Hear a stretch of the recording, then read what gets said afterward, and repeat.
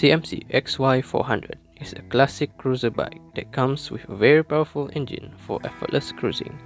It comes with a halogen light for good illumination for night rides. It also gets disc brakes at the front for effective braking.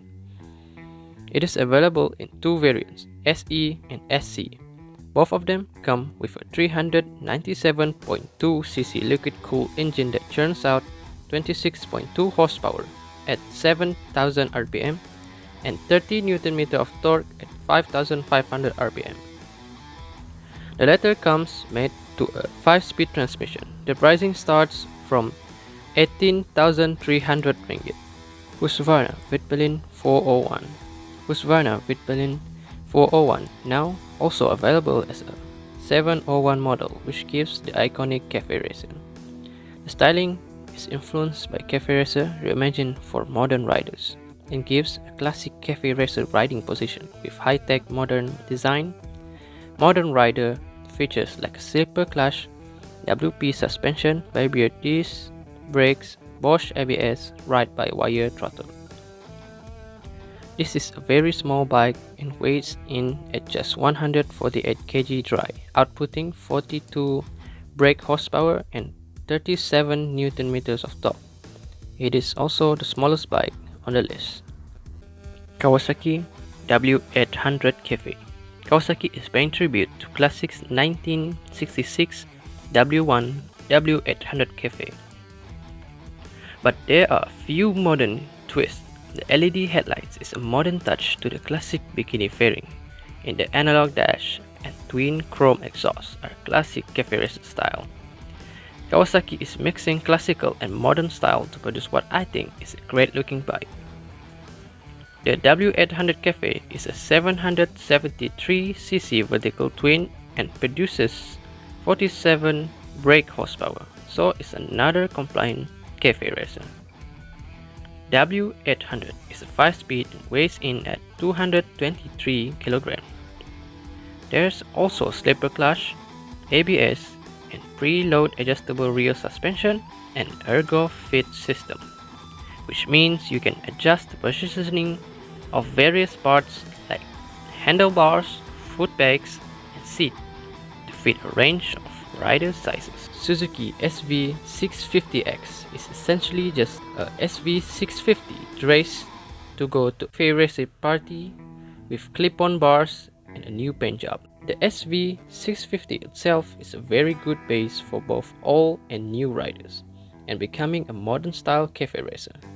Naturally, it ticks a lot of boxes at a great value for money. SV650 still look quite modern, and as a result end up looking quite unique.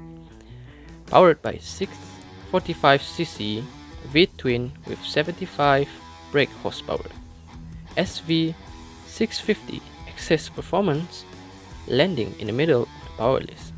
There are features such as ABS, Suzuki's easy start system, and a low RPM assist system, which is great. Yamaha XSR900.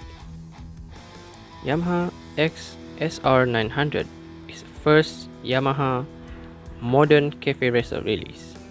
It is absolutely stunning.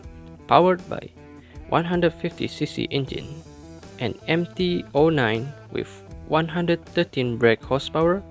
On top, with no concern, it also has ABS, rider's mode, switchable traction control, and slipper clutch as standard.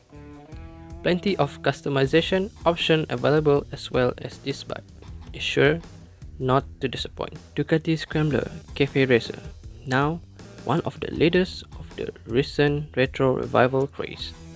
Ducati played around with the top-selling Scrambler to bring out another new look for 2019. Powered by 803cc 73 horsepower engine, but it does have a few differences from clip-on bars, and there's also slightly smaller 17-inch wheels with Pirelli Diablo Rosso tires. And the reconfigured cafe racer suspension houses typical Ducati style premium parts only here. Brembo brakes, preload adjustable rear shock, cornering, ABS, and slipper clutch, all the standard. Moto Guzzi Moto Guzzi V7 III racer. Originally released in Italy in 1967, it was re-released to the V7 III range as a special edition for the 50th anniversary in 2017. Was one of the three including the stone and special and represent Moto Guzzi's successful sports heritage, winner of 15 world titles and 11 tourist trophies.